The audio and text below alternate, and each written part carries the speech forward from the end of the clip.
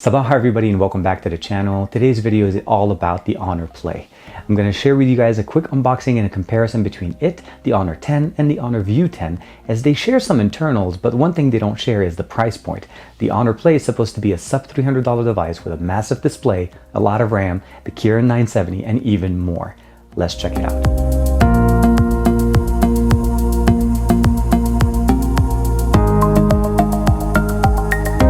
Here we have it, the Honor Play, brand new with AI, as you can see there. And here we have it.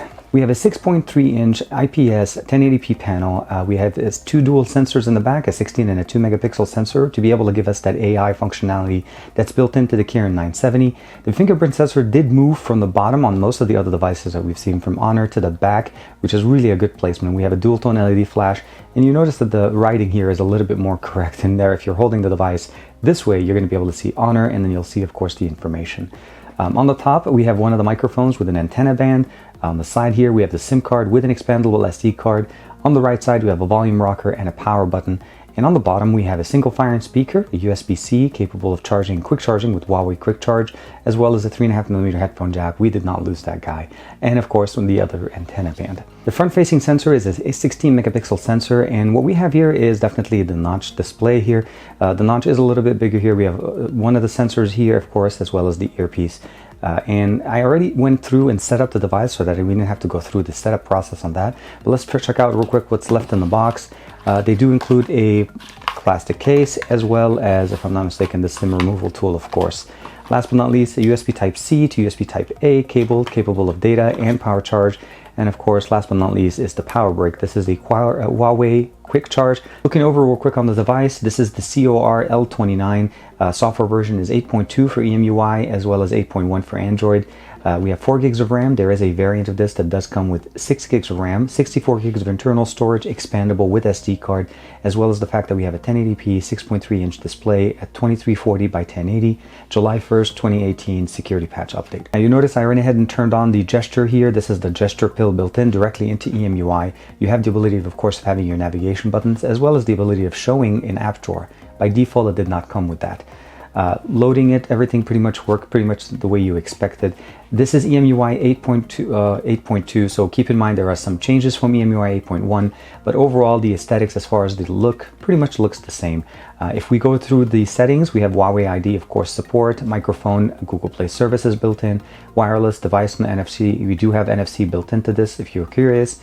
The battery is a 3750 battery, which is similar to the one we had on the Honor View 10. Apps and notification, we do have App Twin, so if you guys are concerned, I've had people ask me about these in the comments before. And if we go into the display, we have comfort and again auto brightness, full screen display. We are able to hide the notch. There is no reason why you don't have to keep, or you have to keep it. So if you're not comfortable with it, you can turn it on. Although I've come to grow, well, the notch has grown on me, so I'll go ahead and keep it up there. Text size, screen resolution by default, it is set up to be 1080p. You can turn on smart resolution, which reduces it at 720p to extend the battery life. Storage, as I mentioned, this is a 64 gig variant. I have installed some things in here, but you still have roughly about 45 to 50 gigs of storage when you get it out of the box.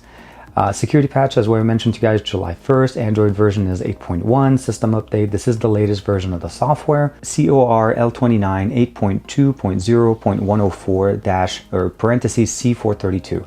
And this version does have the GPU turbo built into it and fully functional on it. Now the other thing that this also does support is Game Suite, which gives you the ability to be able to turn on the GPU turbo. So all you need to do is install the application that is supported by it. Now PUBG is one of the games that is supported, and I've been consistently trying to get up to about 37 to 40 frames per second on this, and it's truly amazing. Other applications can be run there, and you can also kind of unpin uninterrupted gaming, which gives you the ability of not allowing notifications or even the ability of hitting the home button by mistake. Going into the camera app, you'll notice right out of the box the AI functionality. This is right out of the box, built in with the NPU, built in with the GPU turbo, as well as AI functionality. We are able to basically use that sensor and then be able to get better pictures. I call those social media ready pictures straight out of the box by just turning on that functionality. We do have, as far as the settings, watermark, time, all of that good stuff. Let's go back.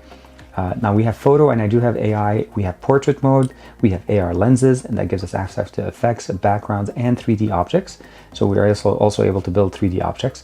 The aperture is, of course, that bokeh effect. You'll be able to turn that on. Let's go ahead and turn back on here. We have photo, portrait, video mode is also very nice. Let's go ahead and turn into the settings. Maximum resolution on video is Ultra HD UHD 4K at 30 frames per second, since it doesn't mention it. We do have 1080p at 60 frames per second. And as far as EIS, we do have AIS here, and it is only available at 1080p. As far as ultra screenshot, the stabilizer is turned on by default. Object tracking, mute, GPS. Let's go back into photo real quick and see what's the maximum resolution. By default, it's actually, I think it's turned off because I have AI mode. So let's turn off AI mode. Yeah.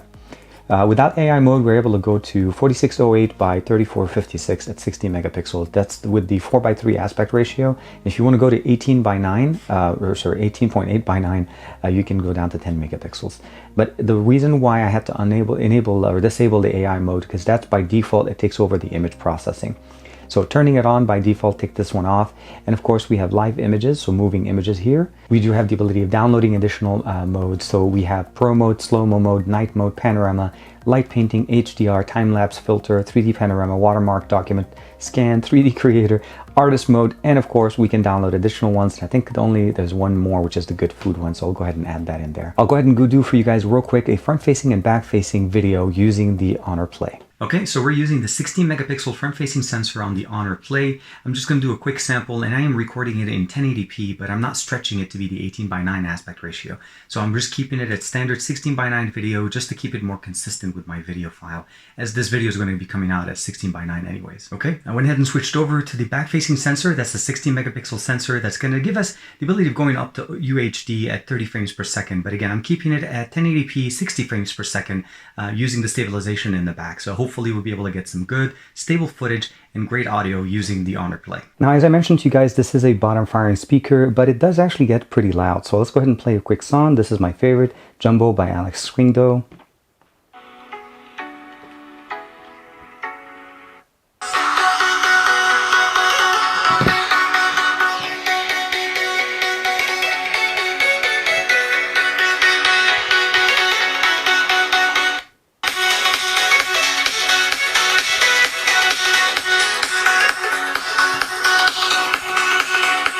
Well, it definitely does sound pretty good. It's not the loudest speaker I've heard on a phone, but again, we do have a 3.5mm headphone jack, so you're not going to be disappointed in the audio playback, especially when you're doing some really heavy-duty gameplay.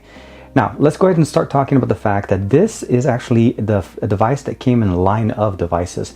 Now, the predecessor to this one would be the Honor 10 that was released earlier this year in Europe as well. And this one has some characteristics that are very similar to the Honor Play.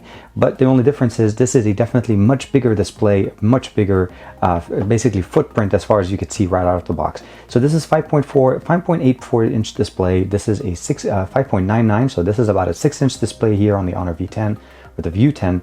And of course, the Honor Play is a lot bigger.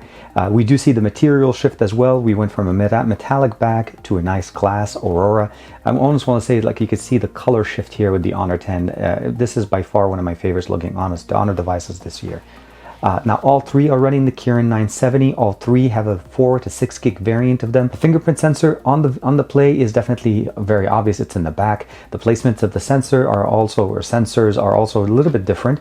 We have them basically in a new configuration here, closer to the way we've seen it on the P20 Pro as well, or the P20 if you've seen those other devices. The display size and the actual resolution, so they're all running IPS panels. They're all running 1080p versions of their own panels. Again, 6.3 inch, 6-inch, 5.84, all three running the Kirin 970, 4 to 6 gig RAM built in, depending on the version you're getting, as well as the expandability using micro SD card that you're able to do on any one of these devices. All three have the 3.5mm headphone jack, which is really, really good. But when you start looking at the pricing where you are here, especially with the Honor Play and the View 10 and the Honor 10, you're going to start seeing the main benefit here.